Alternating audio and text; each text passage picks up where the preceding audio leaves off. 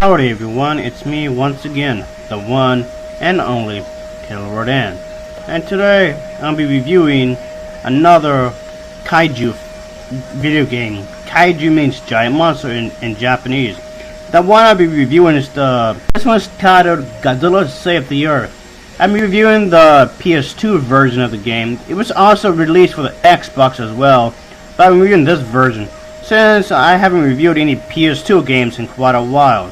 But anyway, this game does have a story mode. Let's just get into it, shall we? Pretty much, the storyline of this game takes place 2 years after the first video game that they made, which was Godzilla Destroy All Monsters Melee.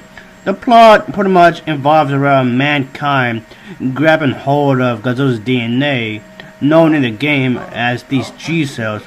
However, the alien race learn about this, and once again, they are returning to Earth. And there's this evil alien lady, and she pretty much wants to take over the world in this game. Alright, the whole alien thing isn't exactly new in the Godzilla series, because that's been done in the movies as well quite a few times. In Godzilla Save the Earth, in this video game, folks, you get to choose from a variety of giant monsters and battle for supremacy, and you can also duke it out in fully destructible environments using buildings and cars as weapons. There's a multiplayer online and offline action up to 4 players.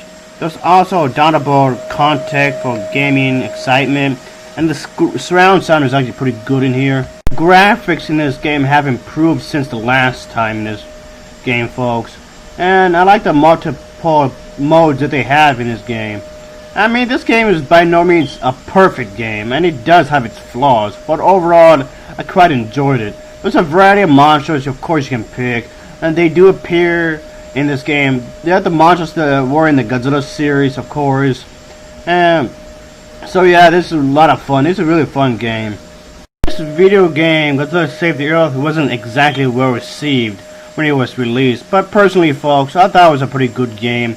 It's no masterpiece, but I still quite enjoyed it. I do recommend this video game, especially if you're a fan of fighting games. It's definitely a fighting game, and if you're a fan of Godzilla films, you definitely enjoy this.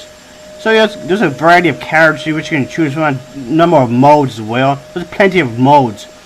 In some ways, I do wish it was longer. It did feel kind of short in some ways, I guess. And also, I didn't like the fact that Jet Jaguar wasn't here. Jet Jaguar was never my favorite, but hey, at the very least, we didn't get this.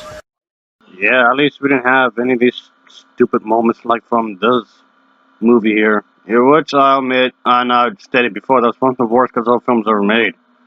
But the thing is that if I have to make a comment about this game, is that it's actually pretty fun in a lot of ways. It's a good fighting game, I guess.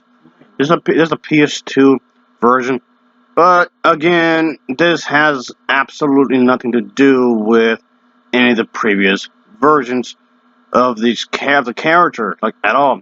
I mean, there's so many unmade Godzilla films. You mean you couldn't get any of the storylines from that and just adapt it to the video game?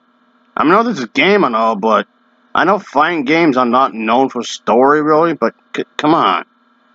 And also, you could have, like, let me see, okay, look at the Star Wars Expanded Universe. Some of their books were actually adapted to TV shows or movies. And they're connected anyway, so, yeah. You couldn't even do, again, like I said in the 2 previous videos, I said for Godzilla, could easily done a hypothetical situation with this game. I do see a lot of potential, and that's why I'm getting mad at this. I mean, it's nice to play as various characters from the Godzilla films, but like I said, none of this is connected despite that fact. So it just seems kind of odd they chose that route, really, for this game. I mean, yeah, the game itself, like I said, it's fun. It's not bad. I'm not gonna say it is, but I see a lot of ways they could have made it much better story-wise, I guess. So yeah, I do think that there could have been more story driven. Yes, I know I'm complaining about that. I'm aware of what I'm saying. I know some people will be thinking that I'm being nitpicky here. Well, if you can pay a good price for this, I don't expect a lot. I mean, why not? And I haven't spoken about Godzilla really thing in quite some time, so I just thought talking about these games would be a good opportunity to do so, I guess. So yeah, everything else is about the game is fine. The controls are really good. The voice acting isn't too bad. The graphics isn't too bad, considering the fact this is an older game. So everything else about the game itself seems to be fine. You know, it's really fun. It's really, really fun. You can play this for quite some time and not get bored. But that's only my real complaint, really, I guess. Just how the story is. But, well, okay, what little story is very, very little, but still. Game does include many environments. These environments are quite large, and the selection of monsters is outstanding. There's lots of modes to unlock, and this makes the replay value much higher, considering the fact that you're a giant monster fan of this kind of thing.